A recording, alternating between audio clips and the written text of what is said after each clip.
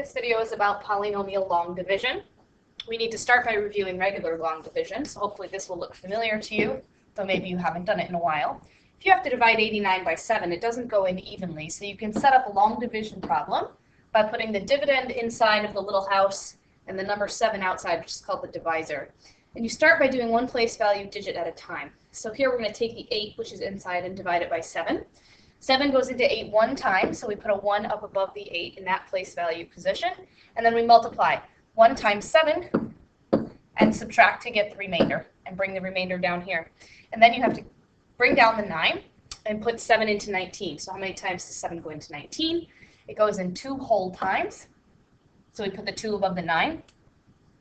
2 times 7 is 14, and we subtract. There's nothing else to bring down, and that's how you know this is the remainder. And you write your remainder as a fraction over 7, which was the divisor. So the answer to 89 divided by 7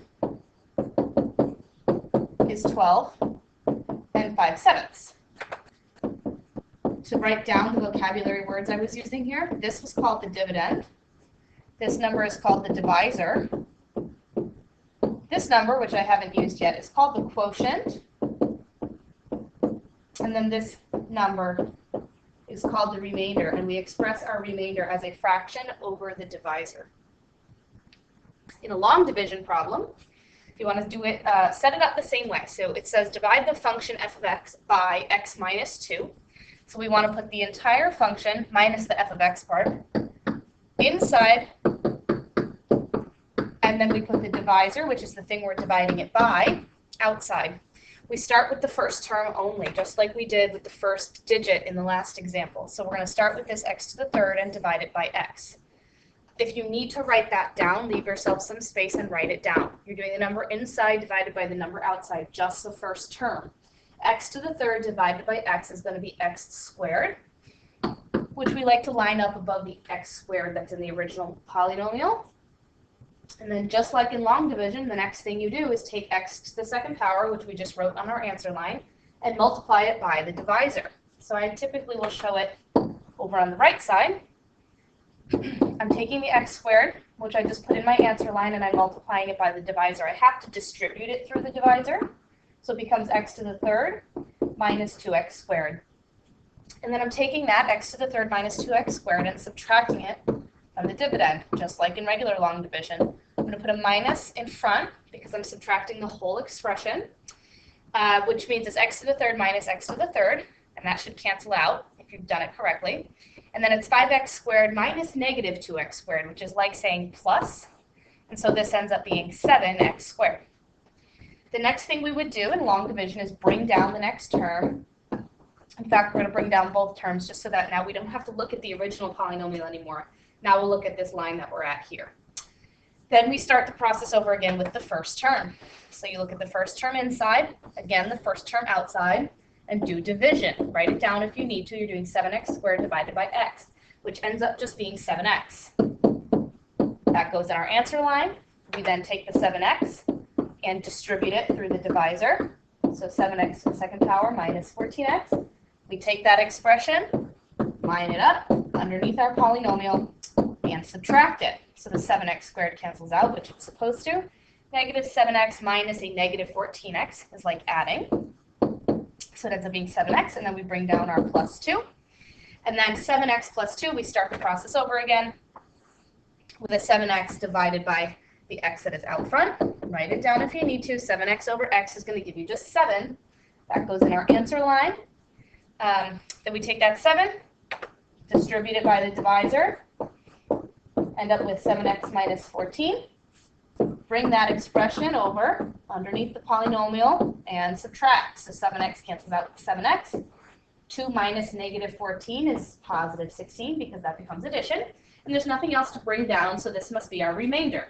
Just like in long division, we write our remainder as a fraction over the divisor, so 16 over x minus 2.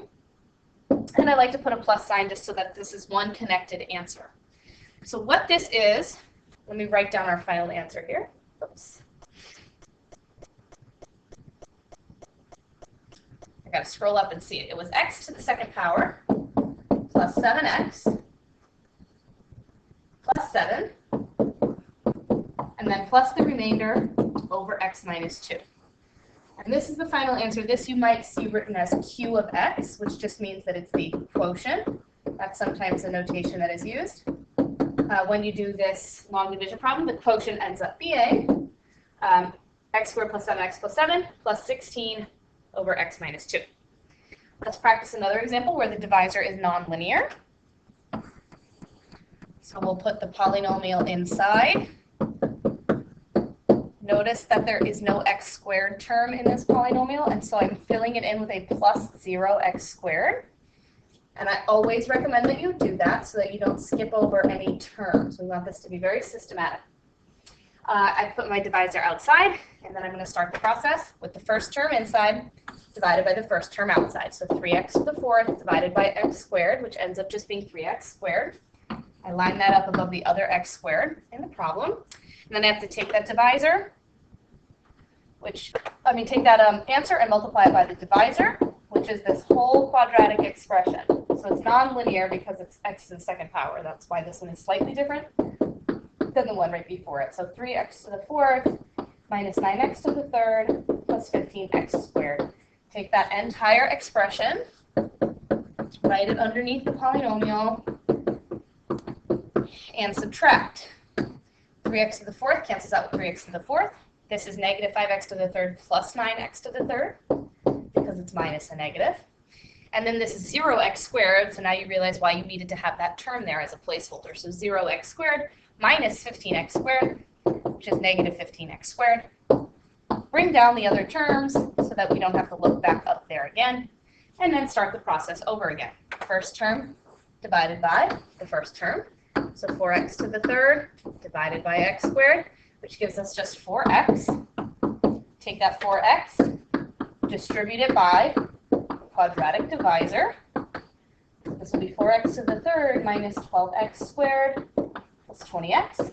Bring that whole expression over to your polynomial and put it in parentheses with subtraction sign in front. So we subtract. 4x to the 3rd cancels out with 4x to the 3rd. Negative 15x squared plus 12x squared is going to be negative 3x squared. 4x minus 20x is negative 16x. And then we bring down the minus 6. So now we're dealing with this polynomial. Once more, inside divided by outside. So it's negative 3x squared over x squared, which is just minus 3. Get near the end. Take that minus 3 that you just wrote in the answer line and distribute it through the divisor. So negative 3x to the second power plus 9x minus 15. Bring that expression over. Write it underneath your polynomial. Put it in parentheses and subtract. These cancel. Negative 16x minus 9x is going to be negative 25x. And then negative 6 plus 15. Because it's minus a negative. Negative 6 plus 15 is going to be positive 9. There's nothing else to bring down from the original expression. So now we've got our remainder. And we're going to write it up here next to our quotient as plus the fraction, 25x plus 9, over the divisor, which was x squared minus 3x plus 5. And all put together, this is the quotient. And that is all.